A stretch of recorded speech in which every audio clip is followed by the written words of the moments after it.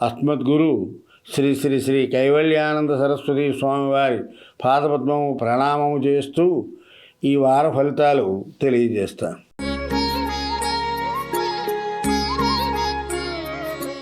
వృశ్చిక రాశి.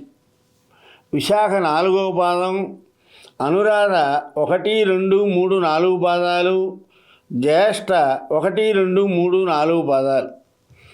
ఈ రాశి వారికి ఈ వారం చిత్తచాంచల్యం ఉంటుంది. ఆ చిత్తచాంచల్యం వల్ల పనులన్నిటినీ వాయిదా వేస్తూ సరిగ్గా చేయకుండా ఉంటారు. అనవసరమైన ప్రయాణాలు చేయాల్సి వస్తుంది. ప్రయాణాల్లో చాలా జాగ్రత్తగా ఉండాలి. ఎందుకని అంటే ఈ వారం అంతా కూడా రవి ప్రభావం అంత బాగుండలేదు. వాత రోగాలు బాగా ఎక్కువగా అవుతూ ఉంటాయి.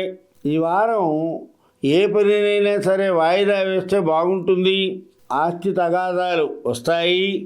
ఆడవారితో మాట్లాడేప్పుడు చాలా జాగ్రత్తగా ఉండాలి, లేకపోతే గొడవలకు దారితీస్తాయి. ఆకస్మికంగా ఆదాయం లభించే అవకాశాలు ఉన్నాయి. ఇంటిలో పిల్లల ఆరోగ్య విషయంలో కానీ, భార్య ఆరోగ్య విషయంలో కానీ ఏదో విషయాల్లో ఇబ్బంది కలిగే సూచనలు ఎక్కువగా ఉన్నాయి. అష్టమ శుక్రుల కారణంగా సుఖము, బంధుమిత్రుల కలయిక, ద్రవ్య లాభం చేకూరుతుంది. మనం చేస్తున్నటువంటి కృషికి ఫలితం లభిస్తుంది.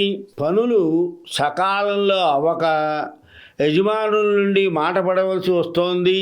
తాను చేసే పనుల వల్ల ఇతరులకు ఇబ్బందులు కలుగుతాయి.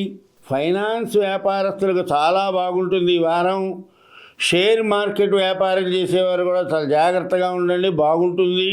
ఏ పని తలపట్టినా సరే ముందు మందగోడిగా సాగి వారాంతంలో మంచి ఫలితాన్ని ఇస్తుంది. కుటుంబ పెద్దల ఆరోగ్య విషయంలో మటుకు చాలా జాగ్రత్తగా ఉండండి. వృశ్చిక రాశి వారు రామరక్షా స్తోత్రాన్ని పారాయణ చేసి శ్రీరామ జయ రామ జయ జయ రామ అని చదవడం రాని వాళ్ళు 11 సార్లు అనుకోండి, మంచి జరుగుతుంది.